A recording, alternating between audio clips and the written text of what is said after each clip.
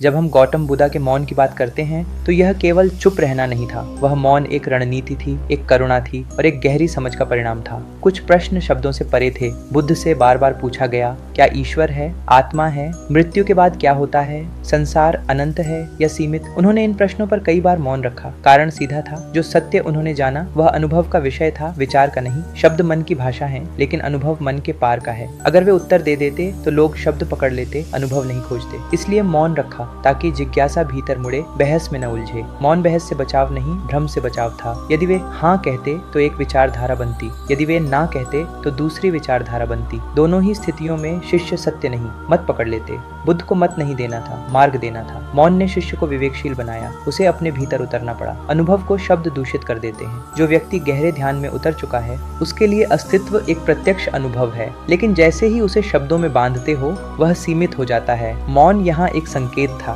जो खोज रहे हो वह विचारों के स्तर पर नहीं मिलेगा। यह ठीक वैसा है जैसे कोई व्यक्ति समुद्र का स्वाद पूछे और आप उसे पानी का सूत्र H2O समझाने लगे। ज्ञान मिलेगा, अनुभव नहीं। मौन एक उत्तर था। बहुत लोग सोचते हैं कि मौन का अर्थ है उत्तर नहीं है, पर यहाँ मौन ही उत्तर था। कभी कभी प्रश्न ही गलत धरातल पर होते हैं। जैसे कोई पूछे, आकाश का वजन कितना है? प्रश्न ही भ्रांत है। उसी तरह कुछ दार्शनिक प्रश्न अस्तित्व को वस्तु की तरह मानकर पूछे जाते थे। बुद्ध जानते थे कि जिस चीज को खोज रहे हो वह चीज नहीं है। करुणा का मौन। यदि वे दार्शनिक उत्तर देते तो लोग सिद्धांतों में उलझ जाते। उन्होंने देखा कि मनुष्य पहले से ही विचारों के बोझ तले दबा है, इसलिए उन्होंने बोझ नहीं बढ़ाया। उन्होंने कहा, दुख है, उसका कारण है, उसका निरोध है और मार्ग है। यानी उन्होंने व्यावहारिक बात की, बाकी पर मौन रहे। यह मौन भागना नहीं था, यह प्राथमिकता तय करना था। पहले आग बुझाओ, फिर ब्रह्मांड की चर्चा करना। मौन ध्यान की दिशा है। जब गुरु मौन होता है तो शिष्य को भी भीतर शांत होना पड़ता है। बुद्ध का मौन उनके शिष्यों को ध्यान में धकेलता था।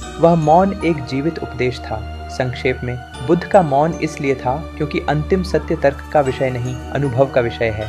शब्द मार्ग दिखा सकते हैं लेकिन मंजिल नहीं बन सकते।